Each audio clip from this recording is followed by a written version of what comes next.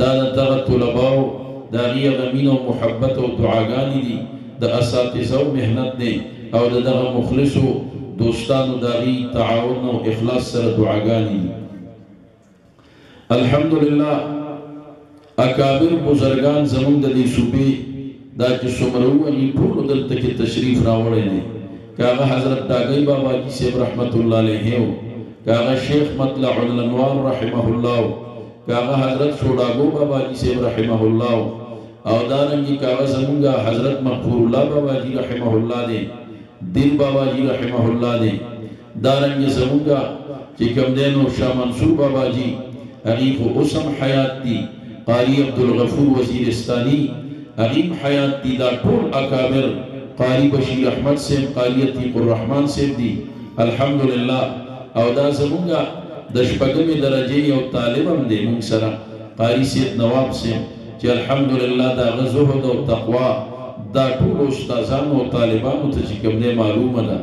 او دارنګې دا شپږ کاله کې هغه یو پیرډ نه دی قضا کړی، شپږ کاله هغه صاحب ترتیب را روان دی، هغه ورځې دوه خوبونه لیدلي وو، ما ته یې بیان وکړ د هغه ګڼ حافظان شاګردان دي، ما ته یې ویل چې یو مې دا خوب ولید چې د دې ادارې دا جامع مسجد دا د تخبې د ټولو نه لوی او عظیم جومات و، او دویم دا ډېر ښکلی تیار شوی و، دننه دا جومات داسې اوس څنګه چې مسجد نبوي دی هغه شانتې دا جومات دننه و. الحمدلله ما ورته ویل دا دغه بزرګان او اکابر د هغې هغه قدمونه دلته چې کوم دی صاحب لګېدلي دي، نو د هغې هغه برکات الحمدلله هغه د دې طلباو سره او د دغې اساتذو سره هغه چې کوم دی شامل حال دي، که هغه شیخ ادریس صاحب دی او دارنګې که دا څومره اکابر او یا زمونږ د خپل اساتذه کرام دا هم ډېر لوی خلک دی، خو دا میزبانان دي، موږ د هغه مېلمنو نومونه چې کوم دی صاحب واخیستل. نو الحمدلله دلته کې دا 15 طلباء کرام هغه عالمان شو چې هغې کې دا دوه خو الحمدلله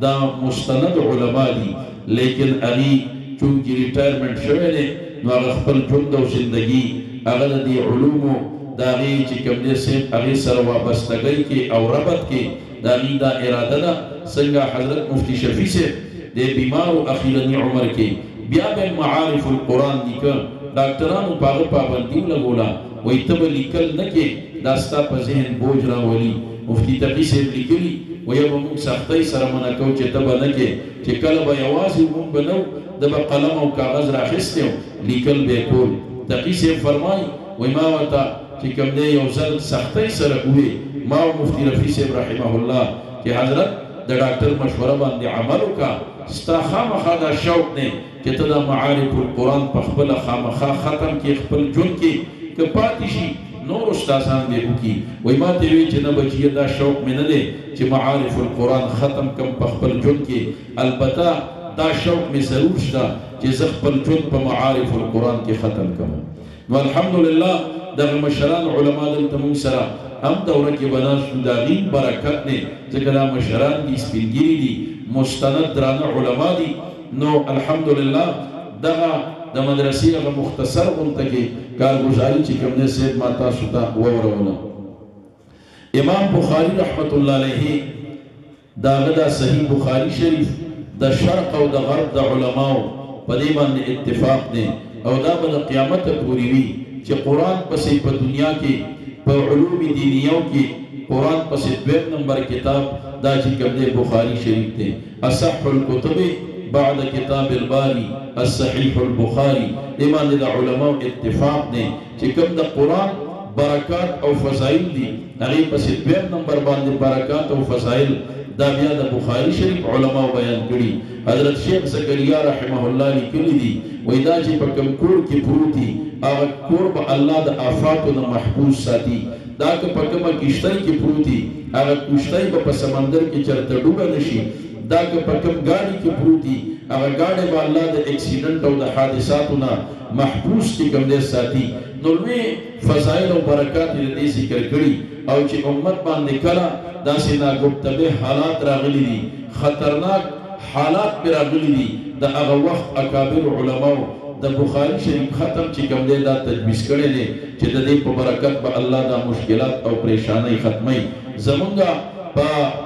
150 ساله خدمات دارالعلوم دیوبند اجتماع چې کومه کېده هغې دپاره ماته یاد دي باقاعده تحسین القرآن کې دا اکابر علما را جمع شو شیخ حسن جان صاحب رحمه الله پکې و شیخ مطلع الانوار صاحب ډاکټر شیر علي شاه صاحب او هغې د بخاري شریف ختم د هغې اجتماع د کامیابۍ لپاره کړی و موږ پکې د قرآن ختمونه کړي هلته به ناستو موږ له سپارې راکړې او دغه محدثینو باندې 10 حصې د بخاري شریف په 10 محدثینو باندې تقسیم کړي نو د دې د ختم په موقع الله دعاګانې قبلوي نو موږ پکې ګڼ شمېر کې دا دوستان را وغواړو چې هغې په دې خیر کې چې کوم دی صاحب شریک شي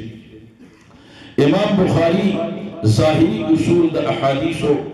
په حواله باندې د هغې د صحت دپاره چې کوم ظاهري اصول دي نو هغه اصول په ټولو محدثینو کې د امام بخاري رحمت الله علیه د هغه د ټولو نه چې کوم دی سخت اصول دي هغه چېرته کې د عنعنې روایت نه را نقل کوي او که را نقل کي نو بیا په هغې پسې چې کوم دی یو متابع قول پیش کوي چې په هغې کې صراحت چې کوم دی د سما راغلی دا امام بخاري رحمت الله علیه دا چې کوم دی هلته کې کوي او دارنګې صحیح احادیث دا مرفوع روایات هغه په دې کې چې کوم دی په دې خپل صحیح کې دا را نقل کړي دي لہذا نو چې کوم ظاهري اصول دي هغه د انتهایی سخت دي ډېر ځایونو کې داسې شوي دي چې امام بخاري ترجمه الباب قایم کړي عنوان دا ورکړي چې دا مسله د احادیثو نه ثابته ده لیکن هغې پسې بیا حدیث ذکر نه کړي علما وجه دا بیان کړې ده چې نور د احادیثو کتابونو کې حدیث شته یعنی د احادیثو ذخیره کې احادیث موجود دي لیکن هغه د امام بخاري د شرطونو موافق نه دی نو دې ترجمه الباب قایم کی او حدیث بیا پاغي کی چې کوم نه سي برانه وړي لہذا محترم عزیزانو نو امام بخاري د ظاهري اصول د احادیث د صحت لپاره هغه چې څومره سخت چلیدل دي په هغه اصول کې امام مسلم چې دا هغه شاګرد دی علامه ابن حجر لیکلي دي د بخاري شارح ولولا البخاري لما راح مسلم ولا جاء که امام بخاري دنیا کې نه وي امام مسلم په دنیا پیژندلې وي نه به د احادیث په میدان کې قدم ایښودلی وي